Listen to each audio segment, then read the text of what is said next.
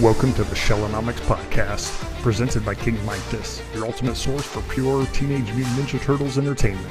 Stay tuned and dive deep into the Turtleverse with us. Catch all the action on YouTube and Twitch for non-stop Ninja Turtles adventures and retro gaming thrills. King Mike and the heroes in a half shell. Greetings all, King Mike this here, wanting to let you know what we just finished in Shellonomics episode 2. We had our good friend VanceVelez join us for some insight on Teenage Mutant Ninja Turtles 3 for NES. We talked a little bit about the game, and Vance also tried doing a deathless run, and unfortunately that didn't work out. However, there are a lot of sweet juicy tips. For instance, he puts Krang in jail, he dominates Dirtbag, and he also has a way to walk Shredder to where you want him to go in the Technodrome battle. So stick around. If you're new here, consider subscribing for a lot more Teenage Mutant Ninja Turtle content. Alrighty guys, we are here with episode 2 of Shellonomics. We are here with my fellow Shellathoner, VanceVelez. So today we got him with a crazy challenge, beating Ninja Turtles 3 for Nintendo, deathless. How you doing today, Vance? Thank you for having me, Mike. Good stuff. It's good to be around royalty. Yeah, exactly. Appreciate that. So what is your origin story to Turtles 3 on Nintendo? How'd you discover it?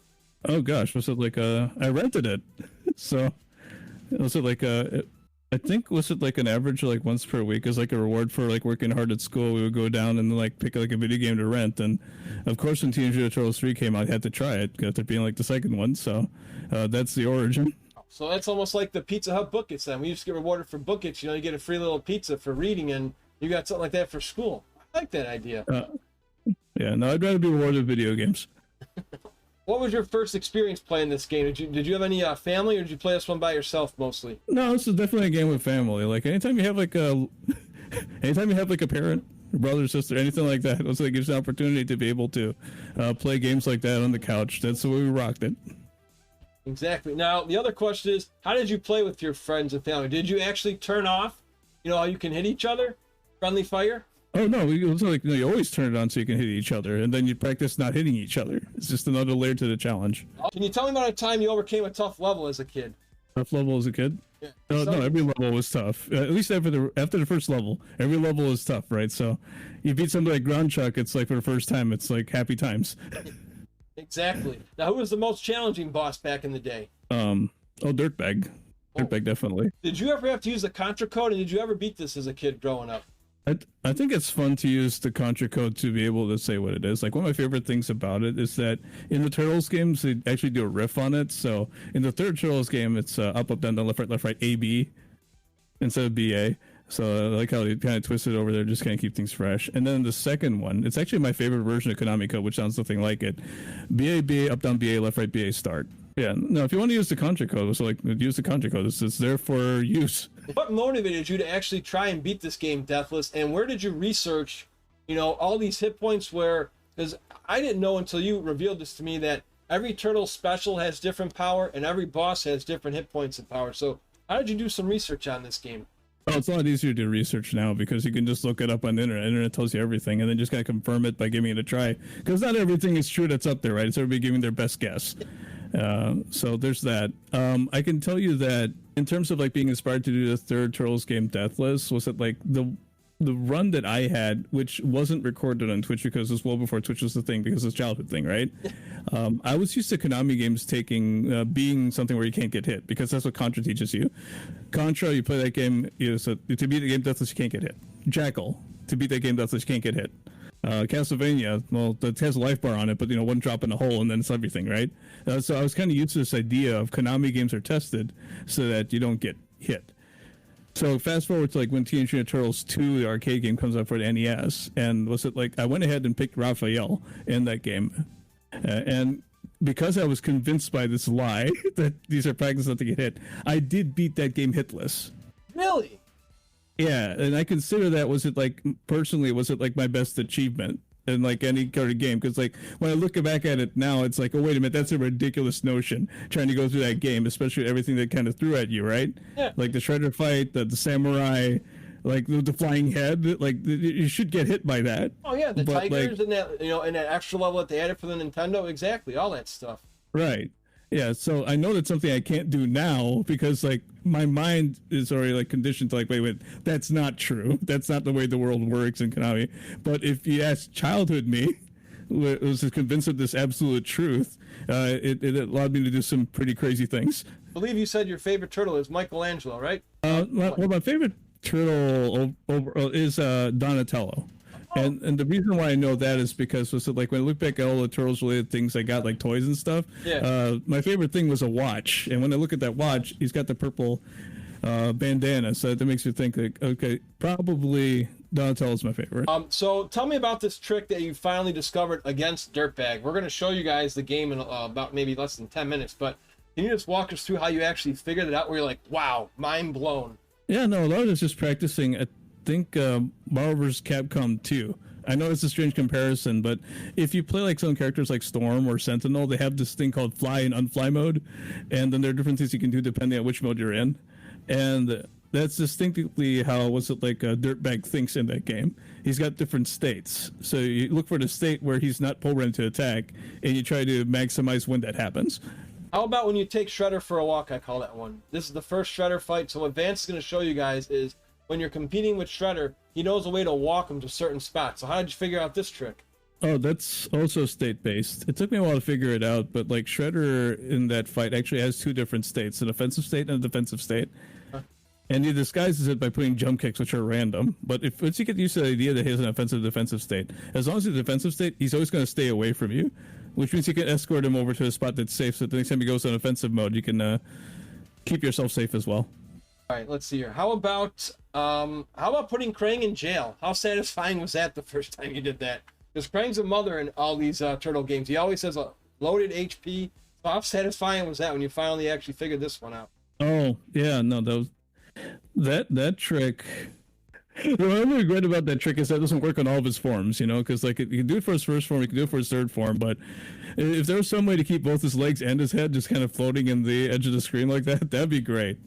Exactly, because he's got, when he starts doing the splits, that's still when all hell breaks loose. But you're able to put him in jail for 2 of the 3 phases, right? That's how you call this fight. There's 3 phases?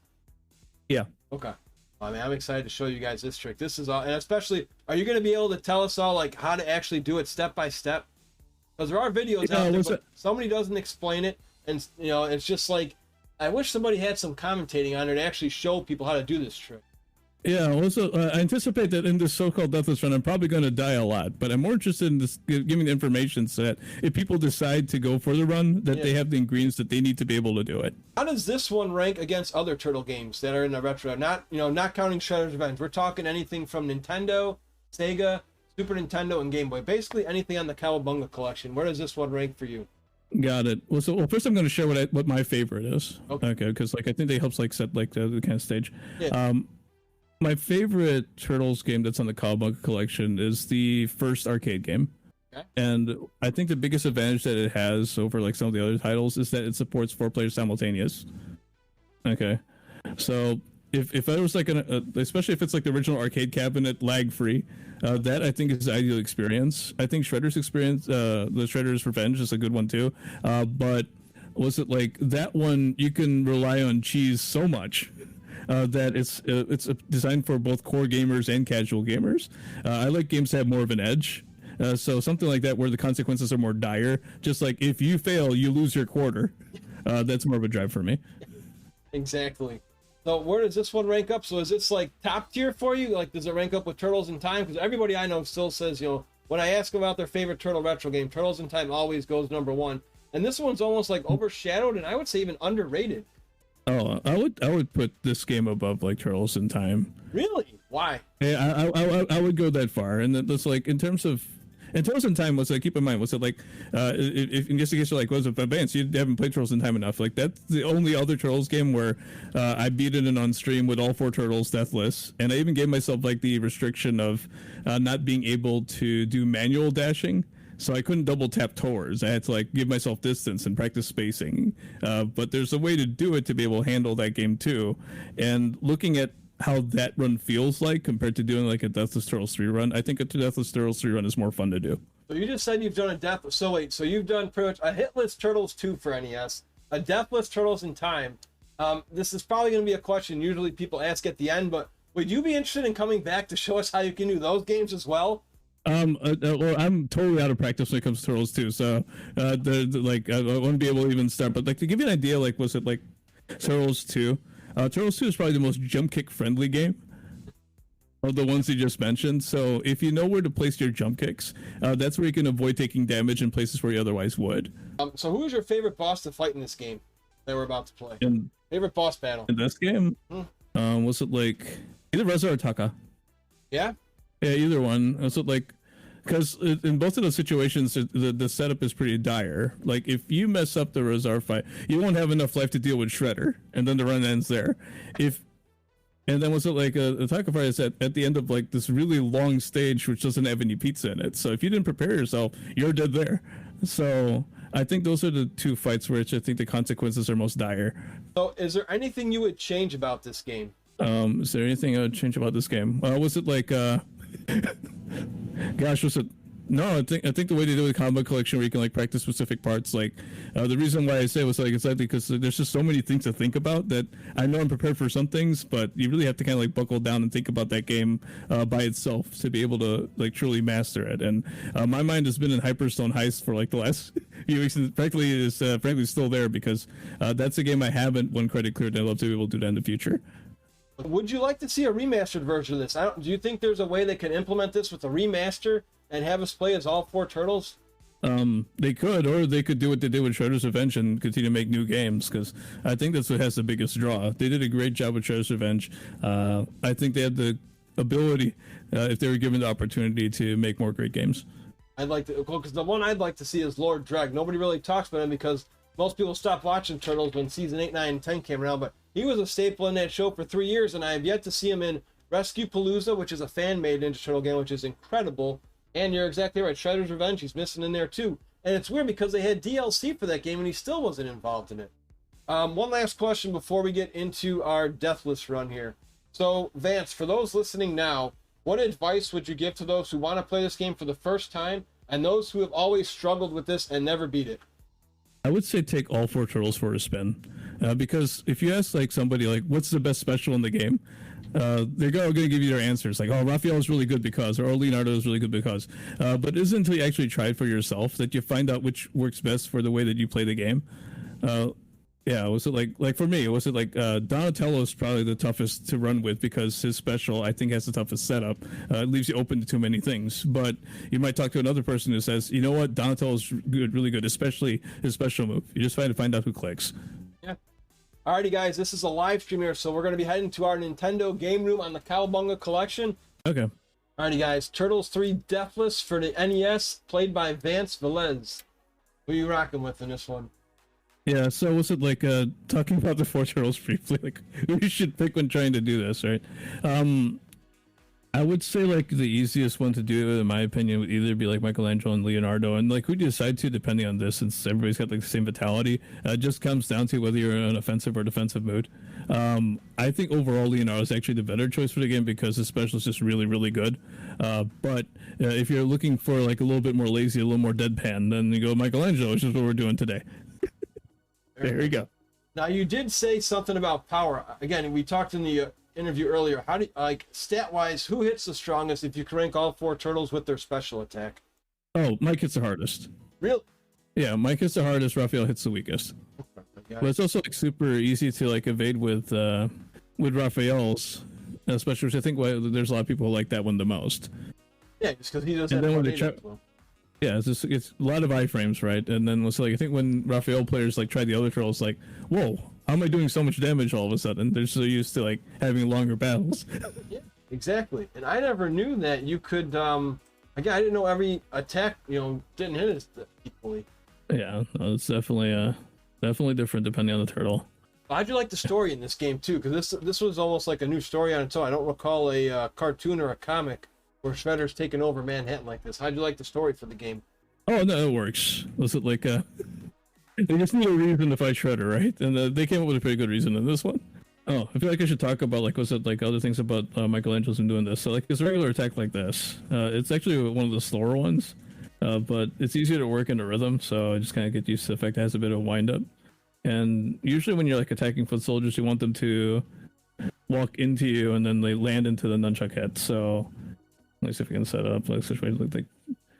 So I notice I'm not like trying to do the nunchuck hit immediately. I'm just waiting for them to walk into that general area, and that's when I know that they can kind of hit them like that.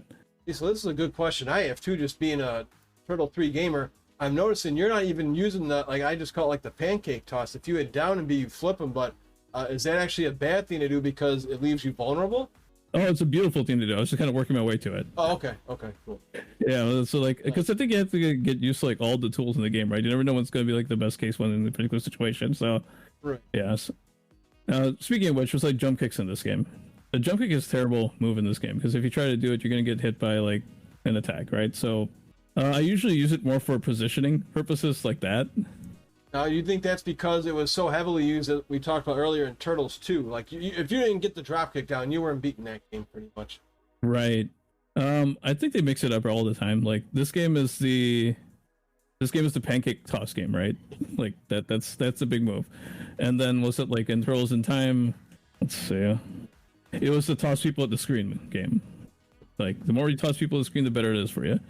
And then was it like in Shredder's Revenge, it's your super special thing. And then in Hyperstone Heights, it's the dash move. They always try to make it something different. Like Turtles 1 for the NES, their best tactic is the reset button. Yeah, exactly. Okay. This is probably a good point to start talking about pancake toss before I like use up all life meter explaining how to do this, because that should really be like your alternate plan. Your best plan is to hold down B and attack, and so like because if you do that, then you toss people over. It does one hit. The only thing about that is that it doesn't give you as many points in this game.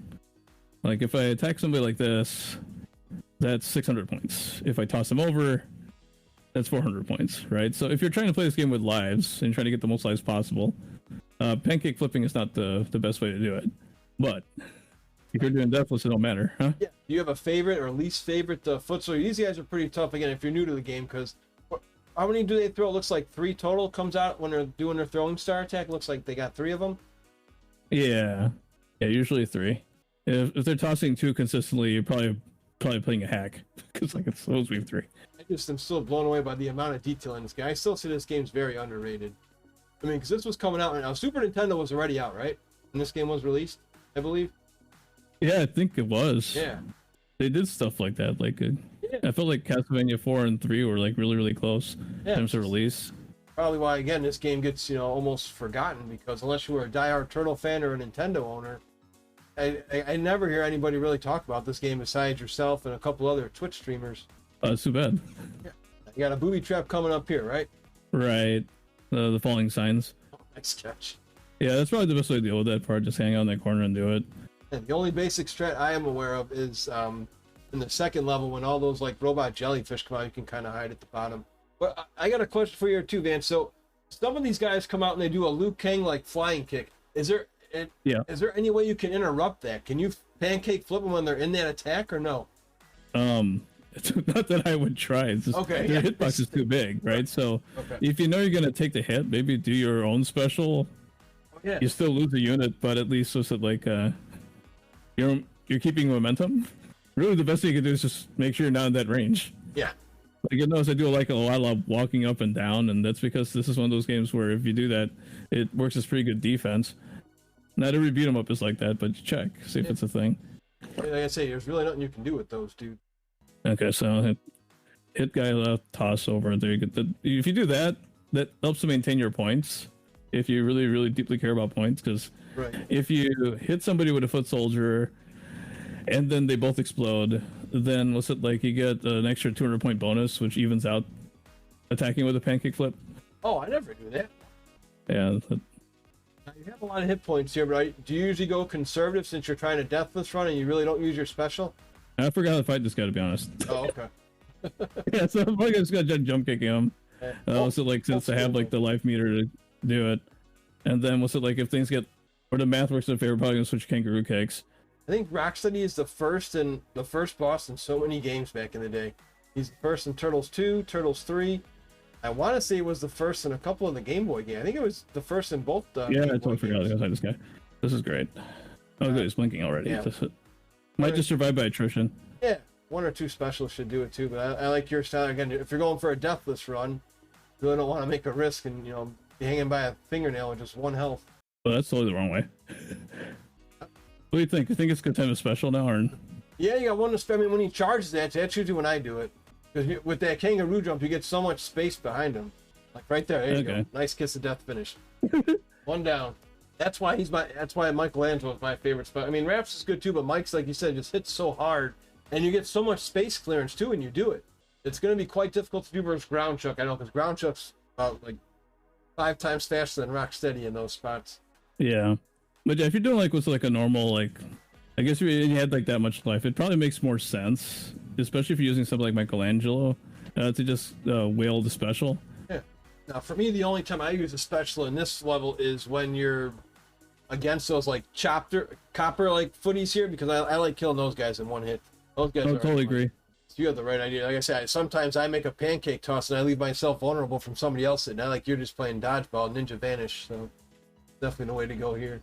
Oh, this is one of those parts where you rely on audio cues, because then you can hear when they come out of the water. Oh yeah, exactly. But then for this part, when they just have a avalanche, I just usually hide at the bottom and I can't get touched from them. Here's see how you go about this here. Be done, sir. Thanks. Unscathed in that shot. Beautiful. These guys I'm just not a fan of. Yep, exactly. Sometimes you can get a 2 for 1, but to me it's worth sacrificing your hit points there. Totally. Yeah, stick with the game gives you there. Now, if you're lucky, can you pancake toss those guys onto that device, and will it do damage to it? Oh, it looks like sounds not worth it. Yeah, exactly. I was gonna say I wasn't sure. Like, even if you landed the hit, you'd be right in range for their fireball. So it's like, great, you did it. Now, what's the max amount of times you recommend viewers to hit that thing, and then back off before it hits back? It looks like it's got a. Oh, it depends on your turtle. Yeah, was it like, if you're using a really fast one like Raph, you could probably get like 5 hits in comfortably. Yep. Looks like you're getting 4 in there. Okay. Oh, got hit there. The ones that usually do damage in this level are the white ninjas. The ones with the swords, they usually get me for at least 1 or 2. Curious to see how you take those guys on. Oh yeah, they're a thing, aren't they? Yeah. Those guys are pass. Again, Vance has the option of taking out that drum gun, but again, he's going for a deathless run, so points really don't matter. This matters though because there's a barrage of foot coming here. So how do you know when you're not going to get the pancake toss? Because that does get frustrating to me sometimes. Whether I'm using Donatello, Leo, Raph, or Mike, I'll do that flip, and sometimes they don't catch. Do you have like a certain spot you need to be in to get the full effect of the toss? I think, and this is just theory speaking, right? But like, I think if you hit with your absolute tip, that's actually bad, because then you don't get the toss. I think that's a symptom. So if you want to control that, maybe like get a little bit closer. Okay. These guys usually get me at least once. There's the one. There's the one. Yep, it's always at least one. It's just one. That's how it usually is for me too. I really can't get them. I know he fell in the water. That's how nervous I was. Oh, they didn't do the kick. Here we go. Curious to see your strat here, because this guy just goes bonkers, and he doesn't really have any attacks. He just stands there and charges you. Oops. Oh, even Michelangelo. Oh, you haven't even used your special attack, and you already got him steaming to grab his pipe.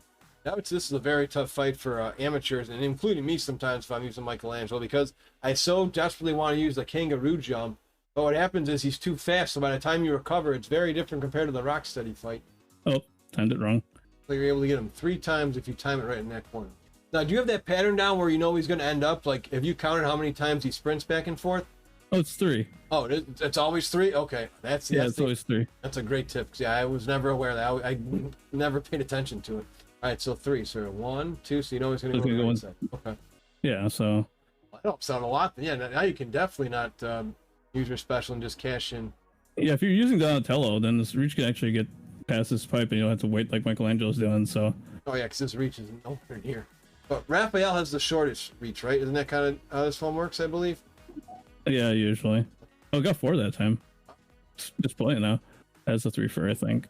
So, just a random gaming question for you, Vance. What was the first game that implemented flashing bosses? Was it always Konami that did that first? It's the first time I've seen it. Was in Turtles 2. This flashing for a boss when they're getting weak. Oh, when they're getting weak. Oh, God. I'm pretty sure the first time I saw it was like X-Men, which is another Konami. Oh, okay. Yeah, right. Yeah, flashing when weak was not a Mario thing. So I'm curious here, do you have a different strategy in this level? Because you do get a pizza after fighting Slash, the sub-boss. Like, are you a little bit more open to using your special at all, or do you take down Slash the same way you've taken the other 2 bosses down? Oh gosh, no, you use your special against Slash. Okay. Yeah, that's... Coming up, we're going to have another interesting take here. If you guys haven't yet, Definitely subscribe to the YouTube channel. We have a lot more Shellonomic episodes coming up. And I'll also link Vance's Twitch and YouTube profile in our description when this stream is over. This is being recorded live, showing you there's no save states and no banana shenanigans, just skill. There might be an actual banana pressing rewind because, like, what's it? I don't have it set where, like, so if I actually rest my controller on the L button. Oh, okay, gotcha. If it's like an inverted rewind, but like, okay. It'll be really obvious. You'll see like a timer pop up all of a sudden. It'll be like in a point that doesn't make any sense to rewind because. Exactly. Yeah, we are playing this on the Cowabunga collection for those interested, not the NES. So this is how you take on these stoners. So see, this is where my patience would wear thin, and this is where I would probably have not gotten able a chance to do a deathless run because I'm using my special to take these guys out. So would you recommend using your special if you're a new player and you're not going for a deathless run and you have your contra code and you have your extra lives? No. No. So just like specials are really that. They're meant to be a last resort. Okay. And what's it like if you're looking for like a character where it makes sense to like have something like that? I'd pick Leonardo because usually if you're doing his special, it's because you're trying to avoid getting hit multiple times. Right? It's like a get off me move. Oh yeah, clears the wind. Yep. Even though we don't have the game on right now, what is your favorite song in the game for your soundtrack? Oh, this game? Yeah, for me it's this level. I love this song. This is my favorite of the whole bunch. Let's see. It might actually be like what's it like the part where they do the voice sampling. So especially, I would say like the first stage has a little bit of it, and then like obviously like the spaceship. Yeah, that's another good one. You said hey sound bike a lot. Yeah, I think this is my least favorite right here, the pink ones. Oh yeah, I would say those spear guys. Yeah, they're pretty nasty. The boomerang ones, I'm not a fan of either. Just showing everybody I'm not the one playing. I just hit my hands like not voodoo magic on the stream, but just say, look, it ain't me playing. I'm just commentating here. All right, here we go. So you got almost full health here. And Slash has a ton of hit points just for being a sub boss here.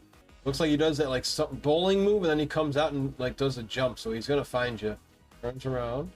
And always jumps out. Yep. Nope. Guessing he's gonna be 2-3 hits left if you hit him with your special. That's what I'm guessing here. So I've actually never noticed either, Vance, when bosses connect, how many hits can they do? Like, does it vary between each boss, or is it just one hit like per each time they connect? Oh, you mean like do they do combos or do they do more damage? Yeah, when they send you flying, like I've actually never paid attention. Like, how many hit points can you lose per attack? Oh, it's supposed to be 1. It's good to know, no matter who it is. Yeah, so like they're never gonna find like an enemy that's only like sneaks in and like eats 3 chunks of health. Yeah, it's just not a thing. Yeah, the only thing that happens is when Shredder does the baby turtle, right?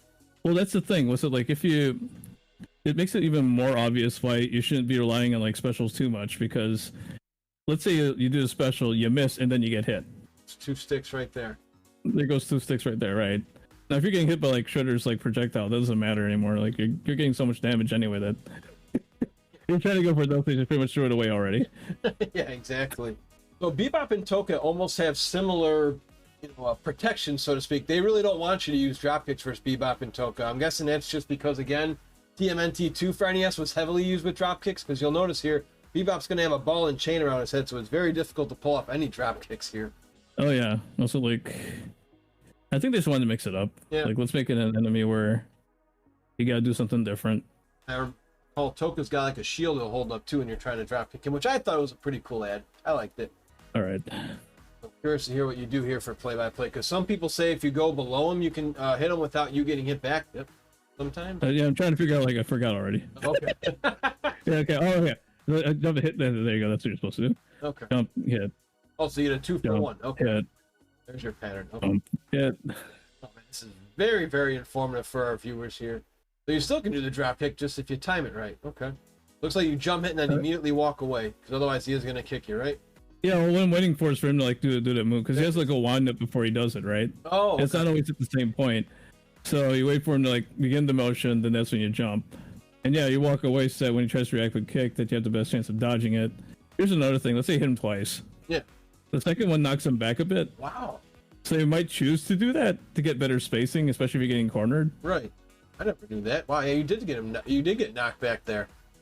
Yeah, so yeah, let me show that again. 1, 2. Yeah, wow. Okay. Before. Okay. Yeah, so you can kind of do that to manipulate positioning, so that if you're trying to, I don't know, maybe go hitless Bebop. It's not even like that'd be like something you'd have to use. Oh yeah, absolutely. You get that knockback.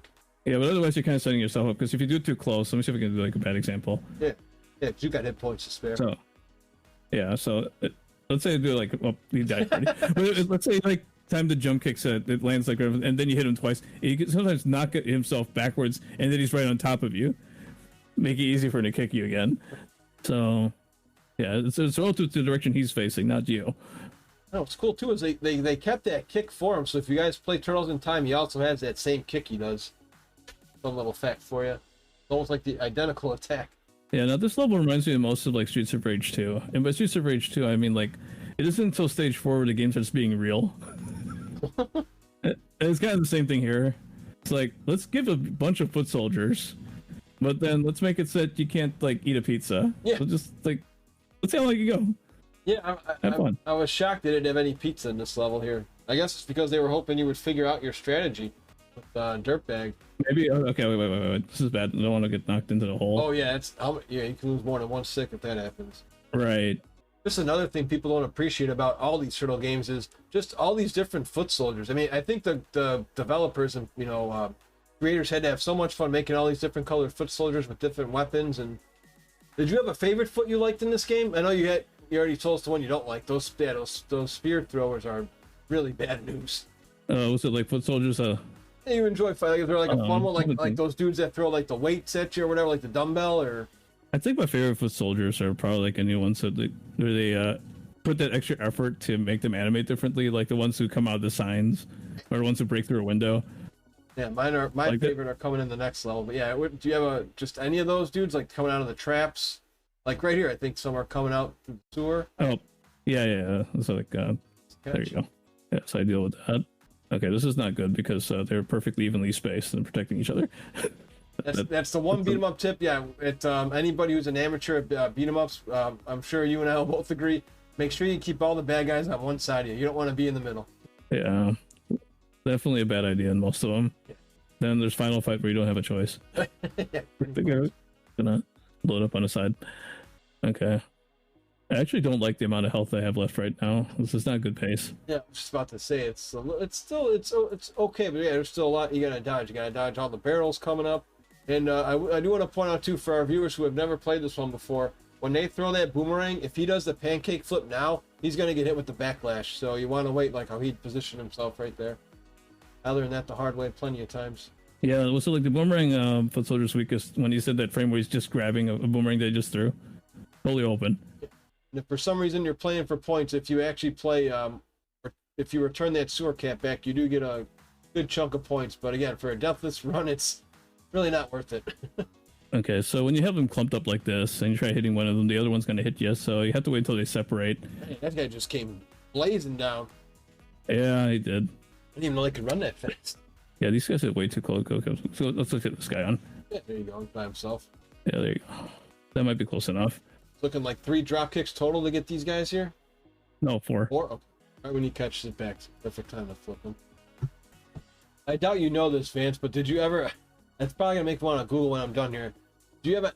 Is there a total count somewhere of how many foot soldiers are actually in this game? How many we actually have to kill? Oh gosh, no, I did not count that. It's a good question to see how many total foot soldiers we have to slay in order to save Manhattan. Yeah, there's no way to change the number either, I think, unless you soft lock the game. Oh, yeah. You've really changed it. Jeff Hardy Swanton Bomb for... Oh, go for it. Forgot they could do... Oh, you got the drop kick too? They're very rarely... Yeah, that's what I forgot they could do. Yeah, you said that. Oh, speechless. I just love the deception of how they have these foot soldiers come with that running. It's like they know 9 out of 10 times you're going to go in that spot, and that's where they level you with that drop kick. Conditioning. Yeah. There you go. We got a couple Stone Warriors. Still feeling confident in this level? I mean, you got at least over half your health, so you can take a couple knocks from Dirtbag if things get a little sour. Oh, that's the thing. Was it like it always feels good until you like put yourself in a really bad position, right? Then you gotta buckle down and hope there's enough adrenaline left to yeah, power through. That's arcade games. Yep. Mikey can reach like that without them knocking you. I never knew that. See, if I have that strength, yeah, then I would never need to use my special for those guys. If I just do exactly what you did right there, just hit, turn around, hit, turn around, hit, turn around. Yep. Yeah. Like that particular foot soldier, it looks like jump kicking shouldn't work, but it's actually the best way to fight them. Yeah. All right, quick question. Did this ever jump scare you as a kid? This startled me when I first saw these guys. What the hell? 2 foot soldiers come with guns? Like, let's see. First jump scare. It would have to be like, was it the first time I got like freaked out in like a Turtles game was probably getting hit by a sign. I wouldn't think that's the thing. Yeah, in the second one, yeah, it's good. I would say that one too. Yeah, like where the Pizza Hut signs were, I think in that second level, I think they dropped it. Yeah, like you think you're safe, but you're not. Oh boy, that was really close there. That was close. There you go. Normally, there's a really cool train sound that happens here, so you can like imagine whoosh. Yeah. There's your sound. I wonder if they reuse this train like graphic here for Kid Dracula. Now that I know that's a thing. Yeah. All right, so talk strategy here then, Vance. Okay, so the things to know about Dirtbag. If you continually do this, he's not going to hit you. He'll never hit you because you're too busy switching planes. So if your goal is to how long you can survive, like you're riding a mechanical bull, this is infinite. You're not giving enough time to hit you. So that's kind of like sowing one seed right there, right? Now, normally, when you attack, he's going to do like a counter attack. He'll like hit you back with a pick. And so you'll hear like people say, well, okay, you just have to eat some lives when you're fighting Dirtbag. Okay, so that's the setup, right? You don't get hurt if you're doing this. If you stick out an attack, he's going to counterattack. So the goal is you want to get him into like either the left edge or the right edge. It works on either edge and get him stuck there like this. Okay. So you see, that's kind of like jumping back and forth, but like he's jumping right to where Michelangelo is. Yeah, he's coming right at That's you. what you want. Oh, you want him to charge you like like that, like a diagonal into you? Okay. Yeah, it looks like he should be able to like attack you afterwards, but there's something in his like programming that says, no, I'm not going to attack you yet. I'm busy jumping from plane to plane. Okay, now, so once you got that going, and this next part's important, okay? Because if you attack him while he's going down from that frame, and then you do it by like holding like right on the D-pad or left on the D-pad or anything on the D-pad while doing the attack, he's going to counterattack because that switches the state. Oh wow! So the AI or whatever, it picks it up when you're holding the D-pad. Wow. When you're holding the D-pad. So what you want to do actually is like wait for him to go down from this, attack once, go up, just rinse, repeat. and then repeat. Yep, that's it. And then like if he jumps backwards like that, reset the position, go back down like this, then just escape. One of the most frustrating bosses to fight as a kid right here, guys, and he's doing it with these. Yeah, but the key is like, what's like people like look at it in the video and like, why am I getting hit when I try? Is because they don't have it on neutral as he's going down. Because all you have to do is hold left or right or up and down or whatever, and then they'll switch states. Yeah, he's not even shooting his laser beam, and he's not even. I mean, later he does that charge with his axe. But there's a random question that you may not have the answer to. But when you're fighting bosses, and does a hit point count more for a regular attack or the pancake hit?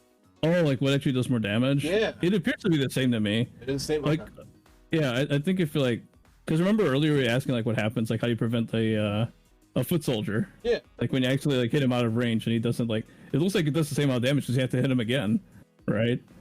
Because otherwise, if it did double damage, then even if you hit him in that state, it would still get knocked over. That isn't the case. So I think it's the same amount of damage. It's almost a similar strategy to what you're going to be doing against Shredder, where it's like he's actually guiding fight. Yeah, this is probably my favorite, like all the things, because as far as I know, this one like it's not only like 100% figured it out on my own, but it's also like I haven't really seen anybody fight him this way. Yeah, there may be some retro achievement hunters out there. So again, this is a great video for you guys here. Oh, like was it like beat Dirtbag without getting hit? Yeah, oh, so yeah, but in order to badge this one on that retro achievement site, you have to.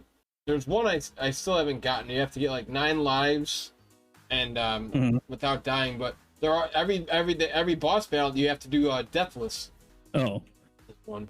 Well, there you go. They had like they had the idea. Yeah. So another RA for Vance over here. This level's another tough level, but you do get pizza in this, right? If you can hang on. Yeah. No, the gimmick here is that the pizza's at the very end, right? So the most important hit points are the ones during the trek there, not so much the bosses or anything like that. Oh, that's so bad. These guys, they always get you at least for one. Those swordsmen, they're that skilled. That's always a tough one. Anytime I see a set of those guys. Oh, that guy's having issues. Yeah. There you go. Yeah, as far as I know, during like this part here where you're going vertical, was it like if you're at the very, very top, they can't ambush you. Like there isn't any enemy that's designed to hit you from there, so that's why I always go that spot.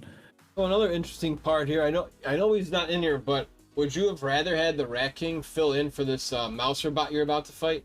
I think that would have been a cooler sub boss fight. I don't know what he would have had, but would you have substituted Rat King in there for the Mouser bot?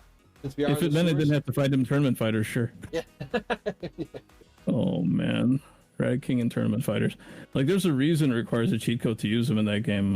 Once you actually like find out like how much invincibility he has doing his moves, it's pretty ridiculous. Oh, there is a code actually to unlock him. Can you use them in story mode or just tournament mode?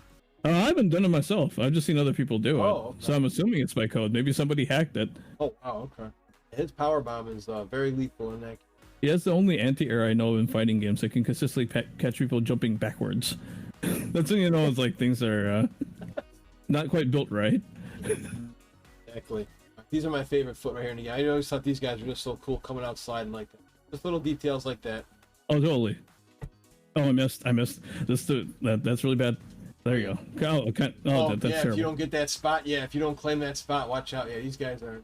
I'm numb. Yeah, I think that was like more pips than the entire Foot Clan so far. Yeah, exactly.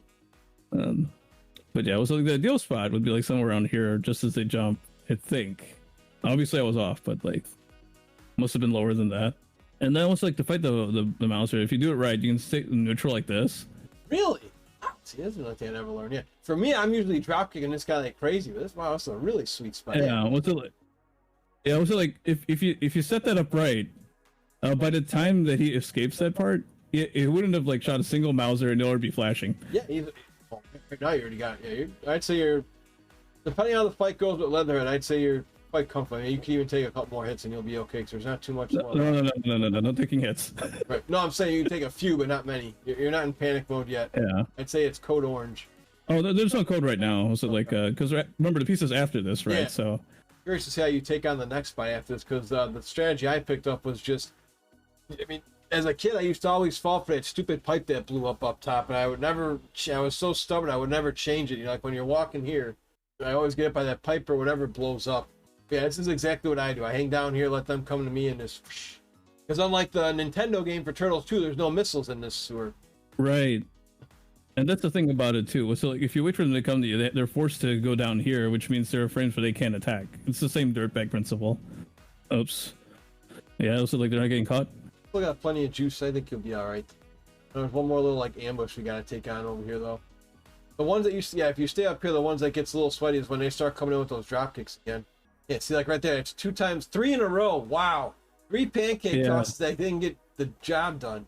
I never see that. I see usually 1 or 2, but 3? Yeah, well, I don't think it's the kind of pro move you want to see. Oh. How to miss your pancake flips. Mm-hmm. There you go. That's better. Yeah, it looks like it's gotta be closer.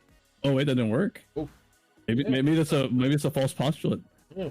Seriously though, so like we're down to 3 pips already. This is not good. No, yeah, I think this is the last batch. I think these are the last 3 guys I can recall. Oh, no, it's then you have to walk it. Yeah, see again, guys. For those who are new, just let them, exactly what Vance said. Let them come to you. Get that extra second there. There you go. Okay. It would have been nice if they gave you the pizza. I mean, they did this in Turtles in Time, at least I noticed, is they would have the pizza at the boss fight, which I thought was a lot more beneficial, because right there, if you died like right there, you're already at full health, so that pizza is useless. If they could have thrown that pizza in one of these corners here, I think they would have been a lot better spot. All right, so what's your strategy here? I know a lot of people talk about Leatherhead getting like that rebound tail spin. Yeah, so was it like jump kick him and then walk vertically away? Vertically away? Okay. Yeah, vertically. So one slightly up so it misses, so the bullets miss.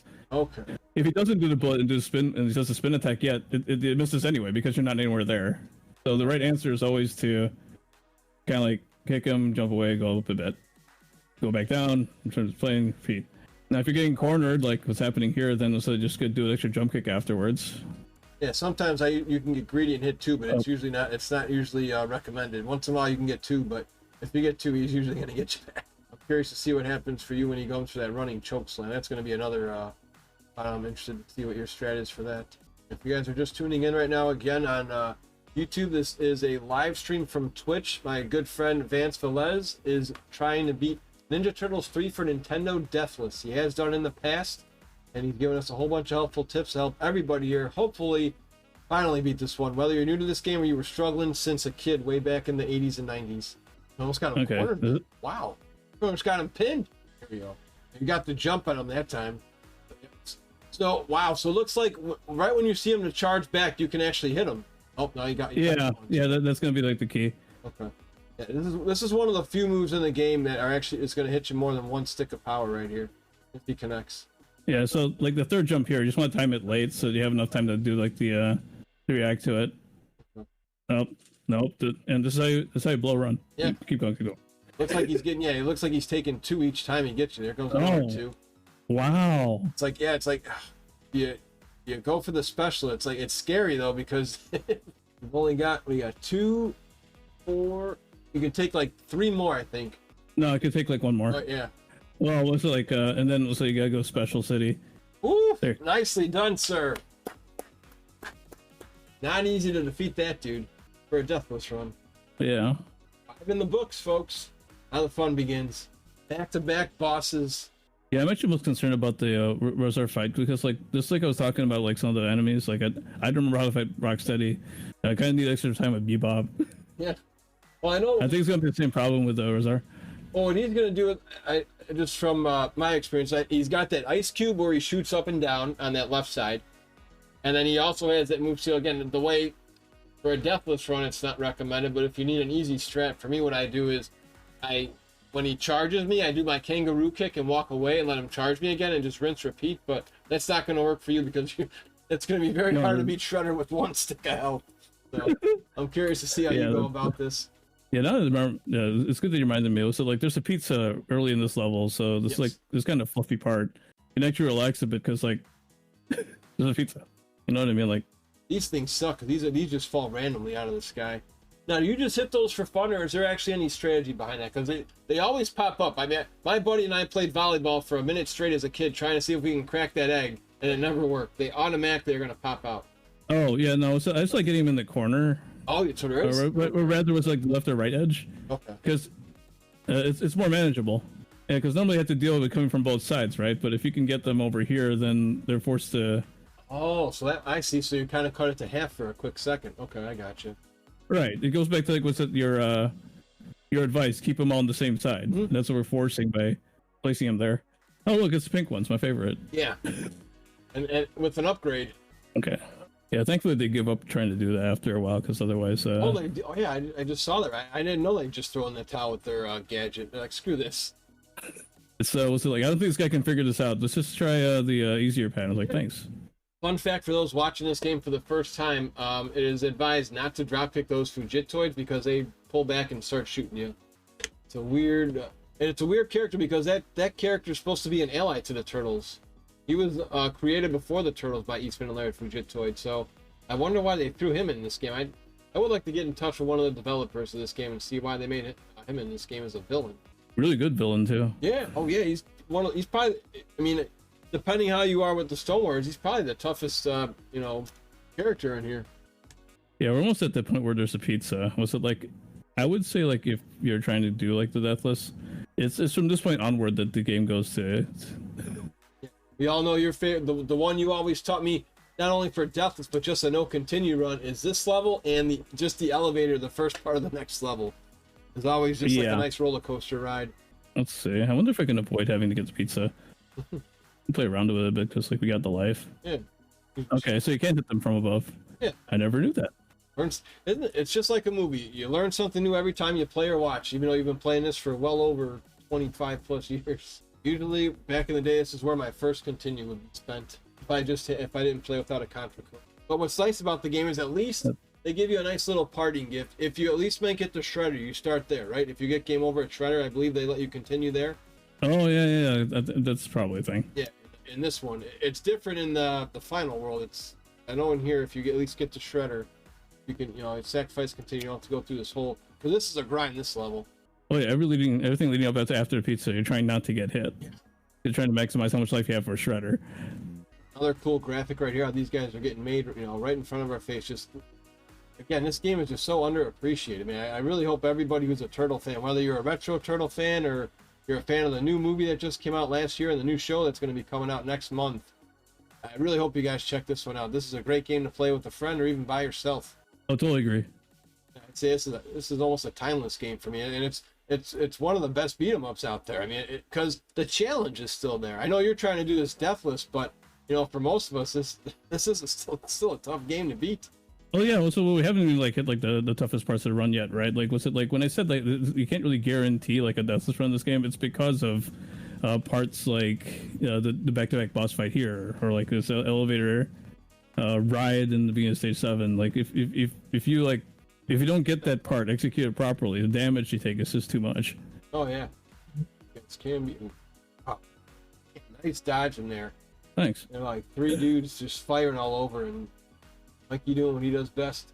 All right, so for those who are new here, Vance, walk us through this strategy and tell us the pattern that's about to happen here, because you're going for a ride in about 2 seconds here. There's going to be lasers and a fireworks show. Yeah, it's going to start scrolling, right? And what's it like? And the key is the ride itself is the same length every time. Okay, so it doesn't matter how many foot soldiers you take out. So really, you should be concentrating on the lasers. They're the main way you're going to get hurt. The lasers follow the same pattern every time. It goes up and down. So like if you get hit by one, you're on the ground. The next one's gonna be the one where it comes from the top. So you just want to alternate between jumping and not jumping. Otherwise, it's the same as just the rest of the game. So once it starts scrolling like this, you'll notice that if you hold your controller stationary, your turtle's actually at the same spot of the screen. It's just an optical illusion.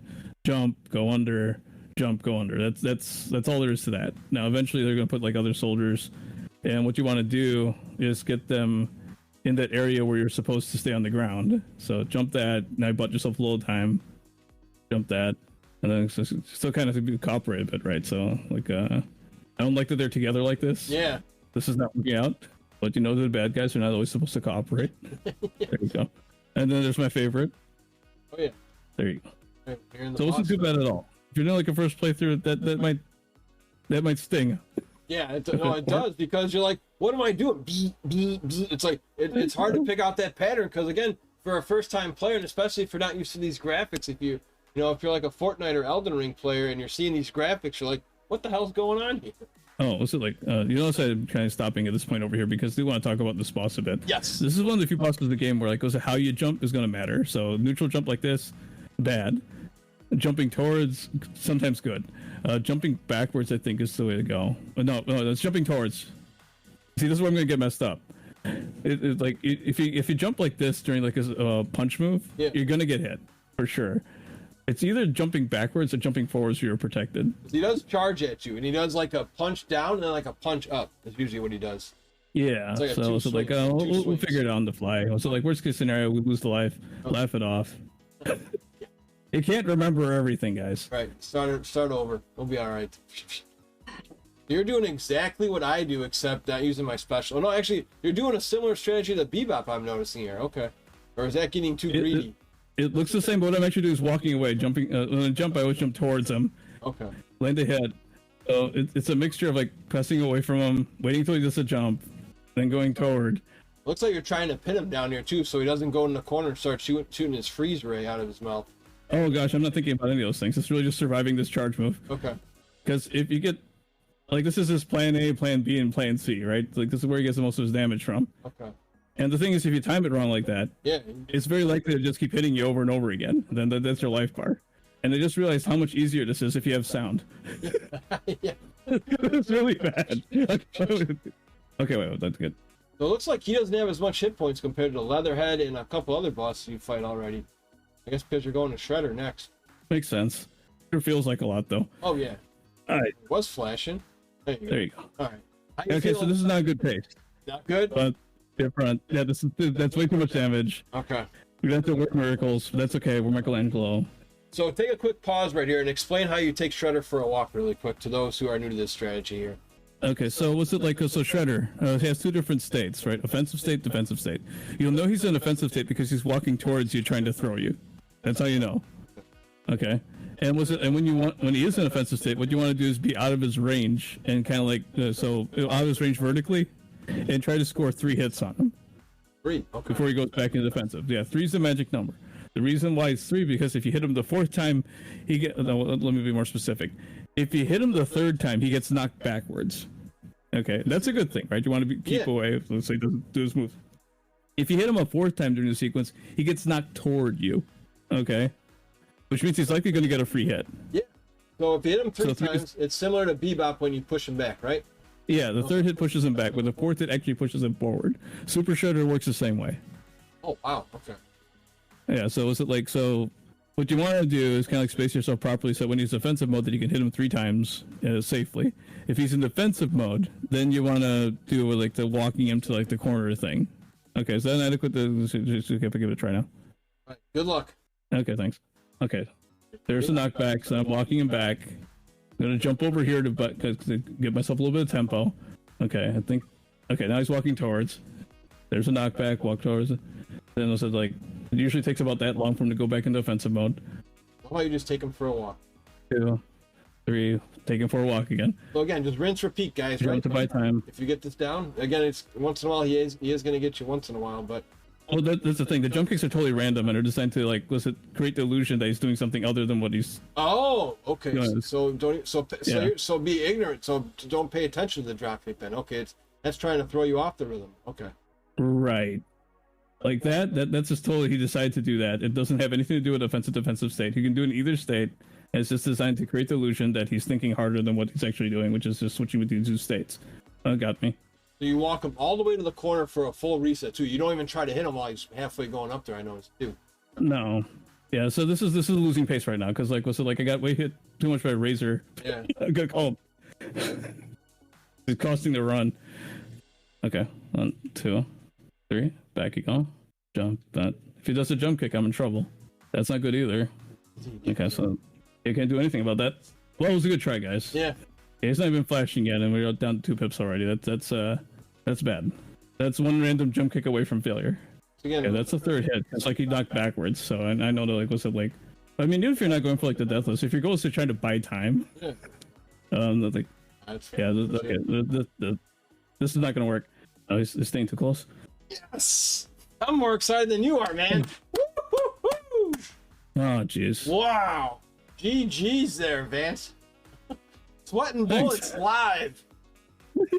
Maintain optimism. That's where Michelangelo comes in really good during that part, right? Because he's like, he can attack really low. He also evades a lot of the follow-up attacks because of the range of his attack, just the way that it works. So it's a natural fit, which is the exact opposite of this stage. So I noticed you didn't give up at all. We're gonna take a pause break real quick, so I want you to walk everybody through what's about to happen to you in this level right here, if you can. You can get a quick pause break. I'm trying to pause. Okay. I'll just pause like this. Okay. That works. Yeah. Okay. So real quick, was it like? I want to talk about Shredder now, because you were still, you thought it was over, but you pulled through, and when you were doing your special, you were still walking away. Can you walk us through how you actually pulled that off? Okay, so like, was it when you go like the plan B, depending on which turtle you're using, right? Was it like the goal is to be in a range where you can hit him, but he can't hit back? And was it like the magic spot for that is like a few pixels right below wherever Shredder is? So in the case of Michelangelo, you just have to position yourself so that when you do the kangaroo kick, where you land is far away from any attacks that he can do. Because even as like a attack with the widest range, the jump kick, he'll jump kick the opposite direction and miss. Really? Okay, I didn't do that. Yeah. Well, just because of the way that move works. Like Raphael's move is the same way. So if you're using those turtles, that's the way to go. Except with Raphael, you have to do twice the work because his move does half the damage roundabouts, right? But was it like if you're using Raphael, was it like he has more invincibility frames that helps with that fight? That could help too. You just want to make sure that you're positioning yourself in such a way that when he follows up with a jump kick, they don't jump kick into your drill. Oh, okay. That's recovering because it's more likely it's going to happen since the move is so fast. Talking about Raphael specifically, his moves are so fast that sometimes you have to play slower with him in order to get him proper. Yeah, easier said than done. All right, now we got the ride of our lives coming up. So what's going to happen in this level?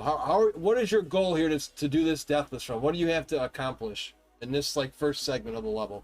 Well, really, the first segment of the level makes or breaks it. Okay, so goals. You don't want to fall into the hole by getting knocked over.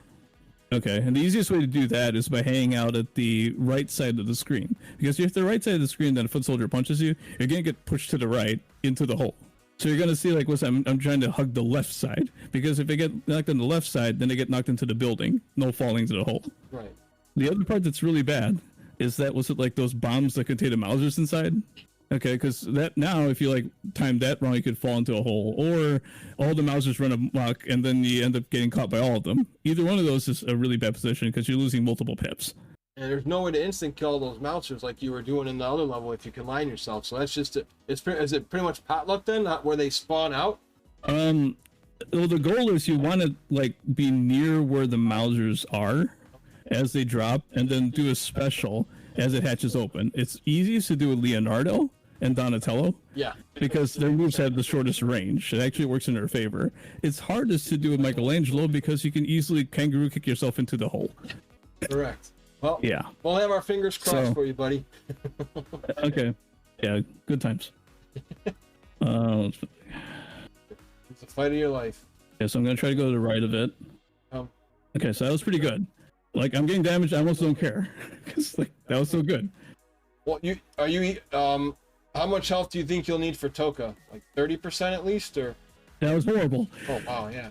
Okay, now I can still kind of like, yeah, it's already kind of out of range already, but what's it like? All I don't want to do is fall in a hole on top of all that, right? So you just gotta kind of pick your, yeah, this is just a botch. This is a big botch, because like we're down to like, what's it like, maybe 30% health. This is an excellent essay of what not to do in this part. Well, most of the tough spots, well, I mean, depending on how you can dodge your buildings, but yeah, that Mouser spot's just always a free-for-all. Well, that's the thing. You kind of take the good and the bad with the character choice you pick, and what's it like? This is one of the consequences of picking Michelangelo. Right, in this spot here, okay. Yeah, it can't be totally free with a character, right? Because otherwise, it's like, where's the fun in that? So they designed this part, and like now we're down about like 20-25% health. It's not good. Oh, yeah, you only got 4 sticks or 5. Yeah, 5. Yeah, this is actually very poor. Oh yeah, and also like don't do what I just did, was to jump in that part, because if you jump, you get knocked Yeah. in the air into the hole. Uh-oh. Like that time, I didn't even receive like a damage that was visible. That was a gift from the. Oh, wow, another gift just to hang in there. Wow. So you're gonna pretty much go hitless the rest of the way here now. So at least you're gonna have one mistake versus Toka. I'm pretty sure with the amount of life left that we're not gonna make it with like 3 pips against. Like the only way that would happen is if we lost a life. Right.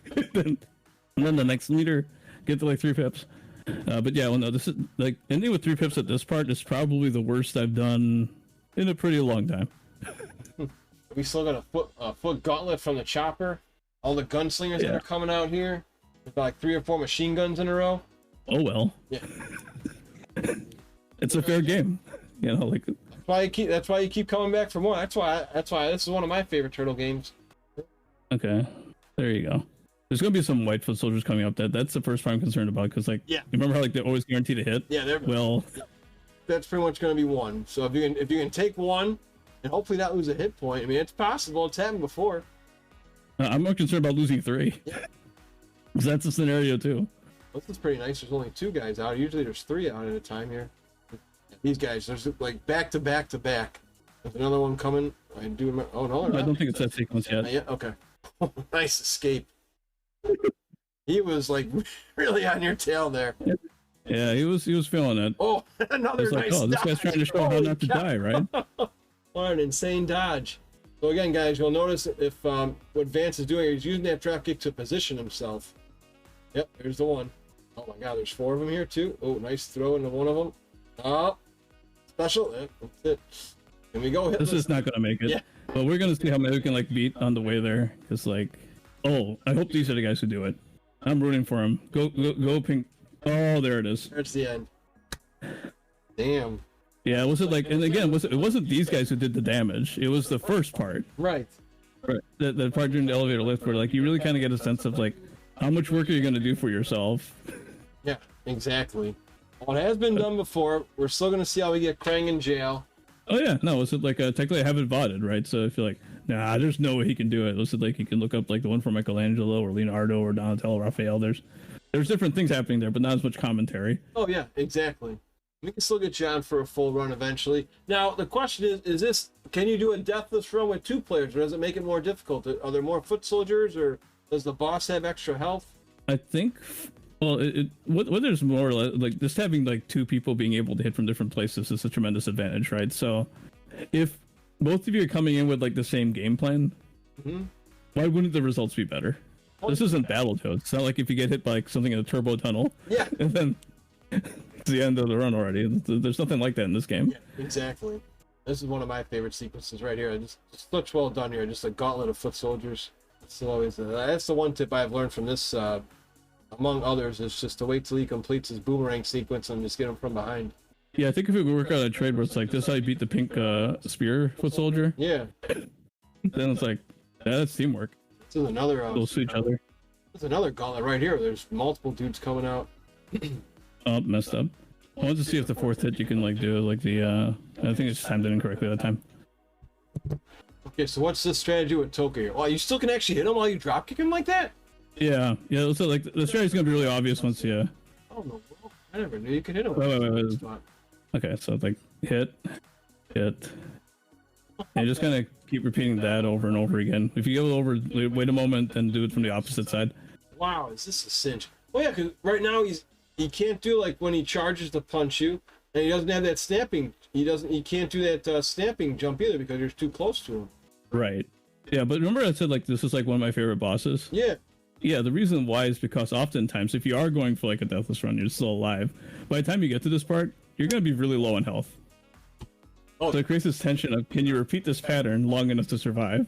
Or is it gonna knock you into that sign? Right. Or is it gonna eat you alive? Exactly. It's like every outcome is hilarious.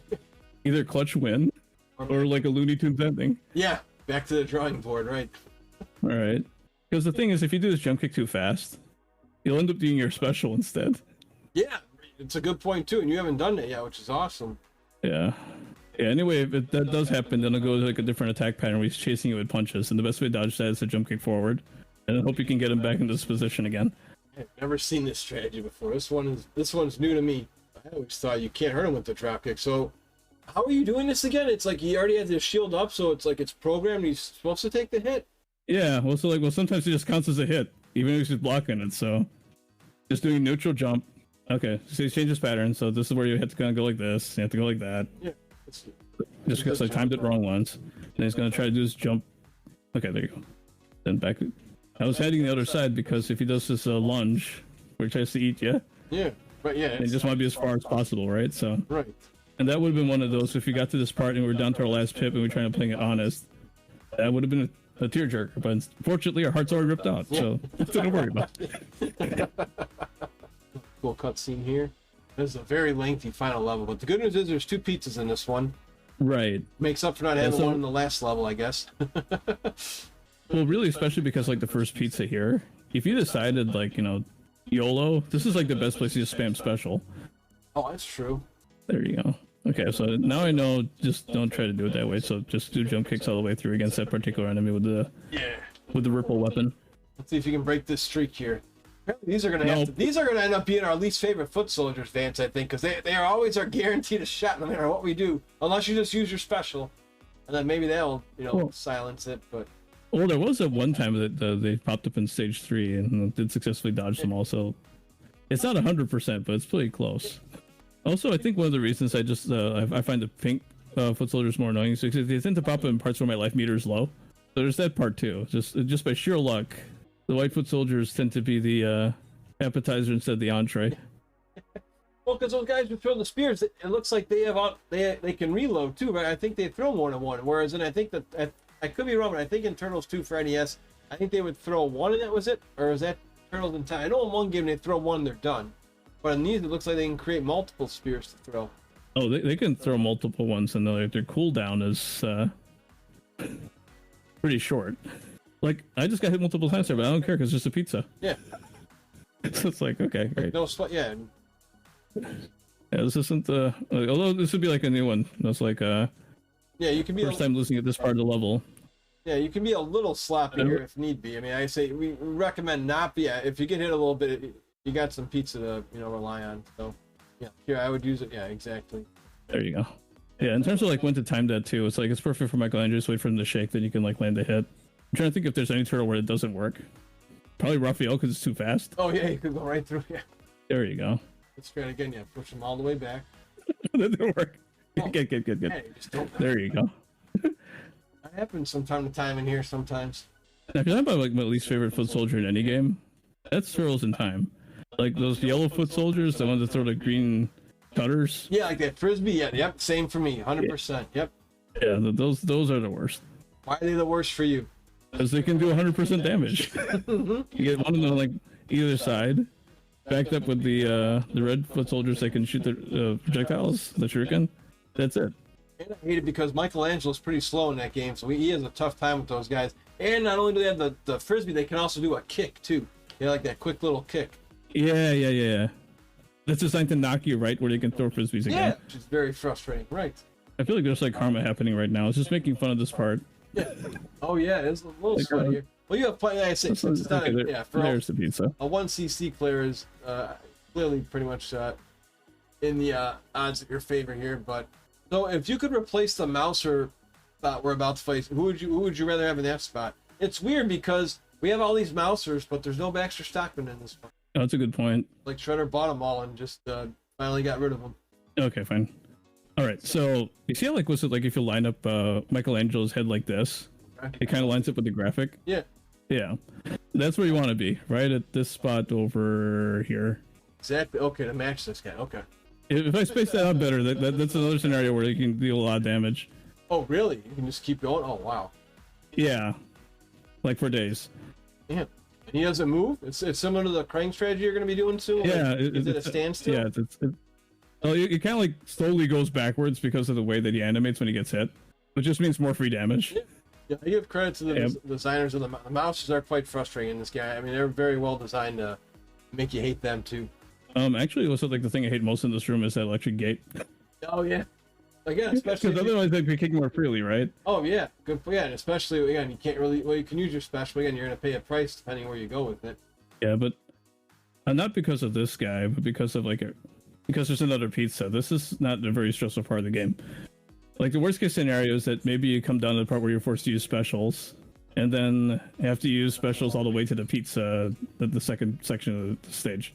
So it's not the worst. Yeah, nicely done there. I just read the comment about 4 pizza. Now, what would make it so into? Well, I mean, that's how it always was in beat 'em ups, right? The floor food. Streets of Rage does the same thing. You have a nice apple or turkey or. Yeah, I think it depends on the quality of the floor. Yeah. Maybe it's a really clean floor. Well, that's what a viewer said here. A viewer was saying that it looks like Krang, hired a nice cleaning service here because this floor looks pretty, looks pretty shiny actually. Yeah, it's very radiant glow on that floor compared to others like that, like level 3 where the streets have cracks in them, where you fight Slash. Yeah, you take a look if that pizza's run over by a bowling ball. It's probably past its due.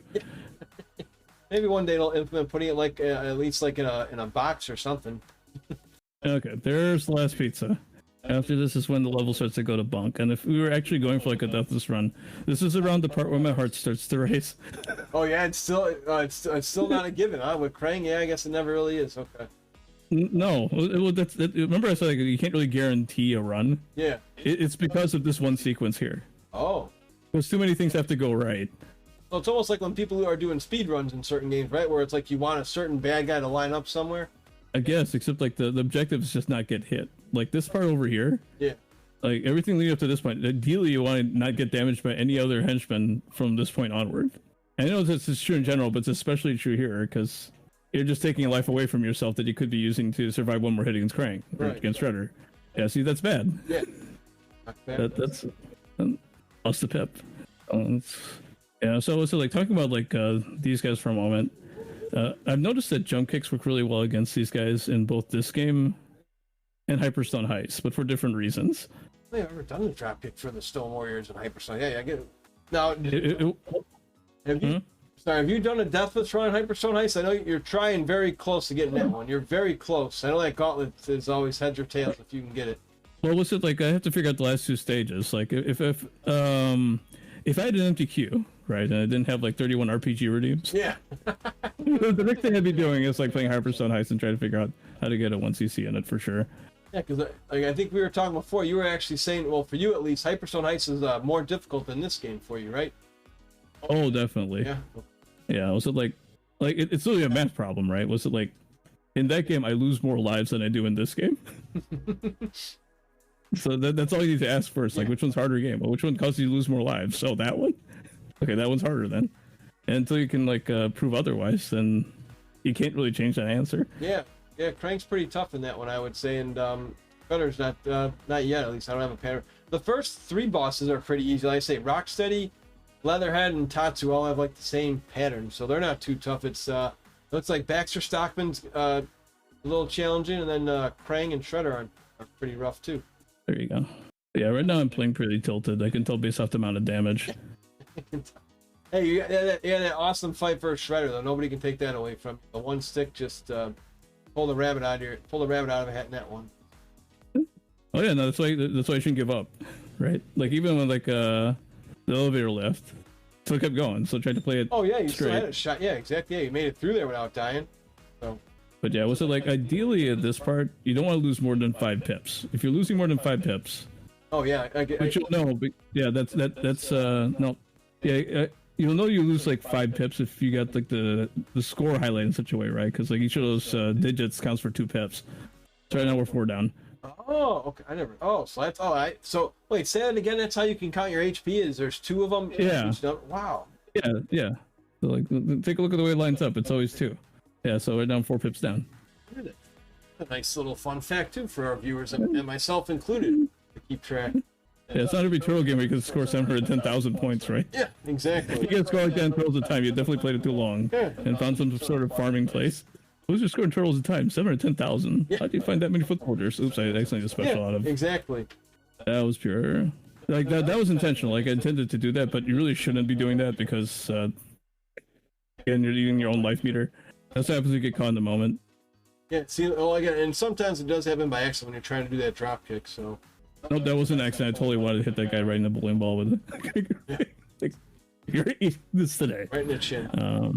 Okay, there you go. At least we'll get to demonstrate the jail thing. That does not have a life requirement. You know what I mean? So like. Oh no, that and the super chat. No, at the end, we will have you back to this Deathless run one day. It'll probably be like a bonus episode. Yeah, this one we'll be talking strats because again, there's not. I mean, while there are guides here, from what I've seen, I've seen videos, but again, nobody has actually shown the process of doing this Krang strategy here. And the idea of this, video is just to help people who are like, no, I want a challenge. I don't want to use the contra code. I just want to play the game the way it's supposed to be played. Just hit start and go. And to make sure you beat it with either a 1cc challenge or, at least just beating the game period. Because you do get 3 continues, right, in this one, Vance? You do, but like, continue brings you so far back. Especially in this one, yeah. So what happens? So if you beat Krang and you lose that Super Shredder, do you go to Super Shredder or no? I forget how that works. No, you don't. You go back to the beginning right before the second pizza. Wow. You have to do that grind. Oh yeah, that's such a demoralizing to grind all the way back there. Jeez. Well, the real demoralizing part about it is that you do it with less starting lives, right? Because like, right now we're at 8 lives in reserve, so the odds of like a 1cc are just super high. But even if it were like something like 4, if you're used to playing with that tempo and then you go back to like 2 in reserve, yeah, that's the demoralizing part. Yeah. I'd happily walk this path if there were like 3 1-ups in the end. Yeah. Well, now you could. Now, usually, if you do get a game over and you take over in the second level, how many 1-ups can you get before Super Shredder? Is it possible to at least get 1, maybe 2, point-wise? Yeah, 1, maybe 2 is very realistic. Because you'll get to like 50,000 points before getting to this part here. Okay. And the amount of points you get from like being the bosses should take you safely to like that second life. Now, if you're playing with a partner, different story. Yeah. You'll both fall short, and then you have like twice the number of lives to play with to start, so nothing to worry about. Mission of this podcast episode is to update everybody here and just appreciate this game too, because I really don't see too many people stream this one on Twitch either. It's either if they're doing like a marathon where they're just playing a whole bunch of games, but I always like watching people play this one. Music's good, fights are good, story's great, a nice satisfactory ending too if you can get there. Isn't that nice too, Vance? The final foot soldiers are your 3 favorites. Yes, it's how I know it's the end of the game. Yeah. Look at that. Look the amount of damage you're doing because I'm tilted. Oh no, that's terrible. Yeah. All right, here we go, folks. This is one of the main keys right here. Putting Krang in jail. Okay, so let's hear it. Yeah, so look at where I'm standing. That's the important part. It's going to be like, below and to the left of where he's going to pop out from. That's going to make him want to go backwards to the right, which is where he wanted to go. That's how he sent him to jail. This is the first of 3 phases, you call it, right? Yeah. Wow, so you just don't even hit him when he's wide open. Your main goal is to just get him locked in that spot, so don't even go for him until he's there. Right. You can actually get 4. It's just a little bit harder because we don't have the audio cues. Yeah, right. 2 bosses away from victory here, guys. Yeah, the only problem like trying to explain how to beat Krang in one playthrough is that during the second phase he does like one of like 2 different things. Well, since it is not, I mean, since it isn't a death list anymore, you probably, if you need to do like an example, we could show a couple things here now too. Nah. Yeah. Like we tried so hard to make this look like a natural run up to this point, right? So like, no point botching it now by like So pretty much these guys using rewind rapidly against Krang. So what's your strategy? Like, can you hurt the legs or no? I do not aim for the legs. So like they have shared hit points, so you can get past the second phase without hitting the legs ever. Theoretically, you could fight just the legs, but you'll discover that the legs have a giant hitbox. I was gonna say hitbox. Yeah. They have a giant hitbox. Okay, so this is one of the scenarios. Okay, the legs are on the right side, Krang is on the left side. This is a beautiful scenario because you just wait for Krang to fire his laser, and then you hit him. It's a free hit every time, and you move up and down to kind of avoid his legs. Yeah, and again, patience is key here again, guys. There's no rush here. There's no time limits. Yeah, this does not happen all the time, but when it does, this is like you milk it for all it's worth.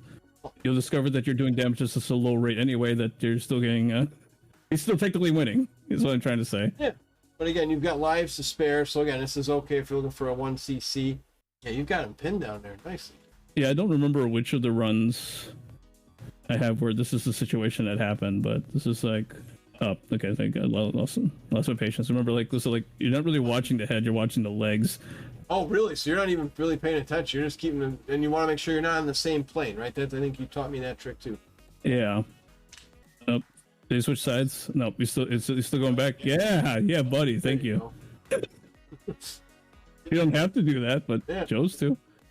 Again, the purpose of this video too is just to see how simple it is to defeat Krang. I mean, again, you may lose 1 or 2 lives here, but not many.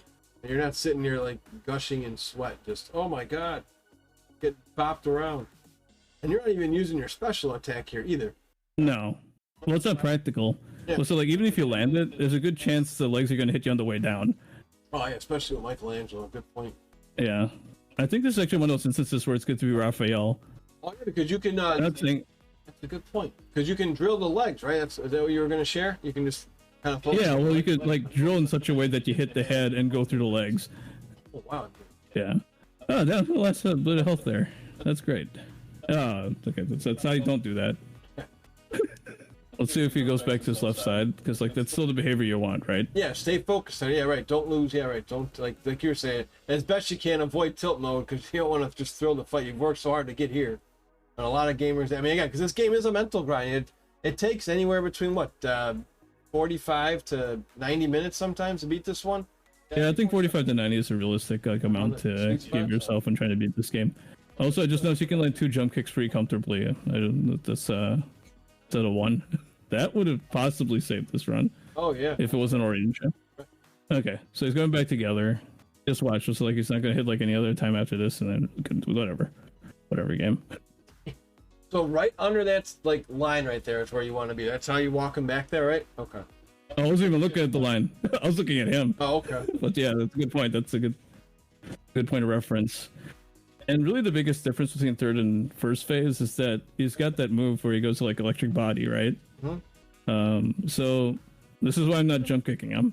So even a scenario if you didn't put him in jail, yeah, I don't want to be jump kicking. I want to keep like attacks like this to stay at a distance so you don't electrocute yourself. GG's, and then there was one. And then there was one. It's funny how the Super Shredder in Turtles 2 is just, there's so many Super Shredders in all these Turtle video games now, all because of that movie.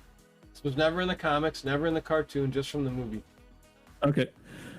Speaking of which, it's like here's a good thing to talk about. Was like just to really break down Super Shredder fight since this run is in the bunk anyway. Yeah. You start at the lower left corner. He starts at the very middle. This is not a good position, right? Okay. So your first priority should be doing anything in your power to escape from this, otherwise you get hit multiple times. So like I already gave him too much time because looking at this position, it's not very good. Yeah. So like I'm just gonna try jump kicking, see if it gives you the distance I want. Nope. Okay. Now here's the other thing: how to dodge those electricity. Okay. Easiest way to dodge is by using special, but if you do that, you're also taking damage. Instead, you want to wait until the lightning comes down, and then you walk up from that moment. Comes down. Okay, so I'm gonna walk up, but like, pay attention to the lightning itself instead of like when I'm walking up. Well, the minute it hits the ground, then you dart up. Okay, so you just have to have precise timing, then you're in the clear. Wow. Yeah. Was it like so this top part over here? Yeah. Was it like because there's no space left to go up? Huh? You jump down. It still works. Oh. Right. It's just the timing's a little tougher. You want to avoid that situation, but if you are in that situation, jump down. That's the only difference. Pretty much automatic for you now for most of them. Yeah. So here's the other part. Now, so not only with Super Shredder's on the very top, and let's say like we're about the middle of the screen, and he's on the right side. It's in this position where the technique we talked about before, where you can hit him 3 times, works. Just like the Technodrome battle with the other shredder. Yeah, you brought this up. Okay. Yeah. Oh, instead he goes into this, but if he didn't, that would have been like prime time to do that. And it looks like you're able to hit him 4 times when he does that charge up lightning move. No. Let's try it now. Okay. It looked like you had I would not use a number. I'll pay attention to lightning itself. Oh, there's your 4. Okay, so you can get. Okay, it depends on how quick you get to him. Okay. Like I think like that time was 5, right? Yeah. Wow. Yeah. So I would not use that as like a way of like kind of counting. I would watch the lightning itself, making sure you can time it so you don't do what I just did there. Oh. Nope, that's bad. That was kind of bad too, but that's kind of like what happens when you work on a full health bar. It's like, oh yeah, I got all the life in the world. Yeah, you feel like you're on King of the World. It's like, yeah, there's really no sweating yet. Okay. Yeah, but in reality, it was like if we were playing this and our life bar would be much shorter. Oh yeah. This would not be as comfortable right now. I appreciate you keeping your composure with us, Vance. It's been a great stream so far. Just learning a lot, man. Just making this game a lot easier for people with the purpose of this and the intention. So I can't thank you enough for popping on here. And again, you're still playing with integrity. Like I say, most people would just be like, I'm just spamming my special here. But appreciate you showing us actually how to play this the right way. Well, was it like technically special is playing the right way too, right? It's just that was it like you're so paying a steep price to play it that way. Yeah. And so the more you don't have to do that, the more life you're going to have for the next thing. Right. Because there is potential if you botch up your special too much and he hits that, turns into how many hit points do you lose if you get hit into a baby turtle? Do you know? It feels like 7 or 8 taps. 7 or 8? Wow. Damn. Yeah, it's not good. It's just go back here again. Okay, there wasn't a space that time. So for all the video games, which shredder is your favorite? Is it the arcade, the first one where he has multiple shredders? Is that your favorite shredder fight? My favorite shredder fight? Yeah, of all the retro ones. Be it Game Boy, Nintendo, Sega. You got a favorite? Oh, probably no. It's in this one, the sixth stage. Yeah, this is the first shredder. Okay. Yeah, the first shredder. Because if you look at it like from like a thematic standpoint, he's not using any fancy tricks. He's just fighting you hand to hand, weapon to weapon. Who's really better? Man against turtle. Oh, come on. Be a palsy. I played this with somebody before, and he did a double with that shadow move, and that really hurt me. It's like, what the heck? All right. The shredder is down. Yeah, so what's it like? So number of kangaroo kicks thrown 0. More important, take a look at like if you tried like this run, like how much life you have left afterwards, because that gives you a clue of how hard you have to work during like your next run to make it that far. You know what I mean? Right. Exactly. So watching this as a whole, is there anything you could have done to give yourself a better shot with that run for a deathless chance? Well, you just kind of look at like where the deaths occurred, right? Yes, so the mousers, that's pretty much was just the only. That's the only rough spot I saw was just those mousers popping out. Yeah, I think if I was gonna try that and like listen, ideally when you do Michelangelo's move, you want to be kangaroo kicking to the left, right? Because you kangaroo to the right, you're gonna fall in the hole. So yeah. I think I would try harder to stay to the right side, even though that's riskier on paper, because falling in the hole is still like overall less of a risk than getting eaten by several mousers. So that's what I would change, knowing that they're, because we played the game enough times that we know when those are going to happen, right? Yeah, so, of course. Yeah, for me and you, we played this way for years and years. So, I do want to say thanks for hanging out with us tonight. And where can people find you? I know you stream on Twitch. Do you do anything on YouTube? Oh yeah, what's it like? I do have like some reviews posted from over there because I like reviewing games as they're played on mini game consoles. So if I did like a review of Castlevania, for example, it wouldn't be Castlevania, it would be Castlevania, but if you played it on an NES Classic Edition, because I'm more curious about not so much like how faithful it is, like if it's like 100% perfect port, but like is it still fun to play in that platform? Because the answer isn't always yes. So that's what's exciting to me. Yeah. I gotta check them now. Do you notice in those reviews, like, do they cut parts out? Like, do they change anything? Well, sometimes you just don't capture everything technically, right? Like one of the mini consoles I played more than the other ones is TurboGrafx 16 Mini, and I said like through that, I've heard people tell me about things that were missing from the mini versions of the games, but you wouldn't know unless you've played both versions. Really? All right. And what games are you currently working on? Let's see. A lot of RPGs. Was it like the current challenge is to try to beat Final Fantasy for the NES without a single party wipe? So it's actually been really good so far, and I'm a fan of jinxing my own run. So it's like we managed to get like the third orb using 4 knights without a single death. Jeez. Yeah. So it got really lucky during the Estus fight. Didn't get rubbed, which opens up the opportunity to potentially get through like the whole game without losing a single character at all. But the problem is it's uncharted territory, right? So until you test it, you don't know what works and what doesn't. Exactly. Oh, man. Well, Vance, I can't thank you enough for the time spent with us this Saturday night. Be sure to check out Vance on Twitch and YouTube, guys, if you want some awesome gaming reviews. And do comment below on this video if this has helped you at all with your Turtles 3 grinds. Vance, you have yourself a good one, and hopefully we'll get you on for another one if you step up your... well, you got to have time for Turtles. You got to get some Turtle time for Hyperstone Heist. We'd love to have you back for a Deathless or 1 credit clear for Hyperstone Heist on Sega Genesis. Let's say for 1 credit clear, that appears to be the trend. Yeah, exactly. It seems like a nice safety net. Alrighty, Vance, have a good one, dude. Thanks again for coming on. We appreciate you. Turtle Power. Yeah. Thank you for having me. King Mike and the heroes in a half shell. Thank you for joining us for the Shellonomics podcast. Be sure to check us out on YouTube and Twitch. Catch you on the flip side.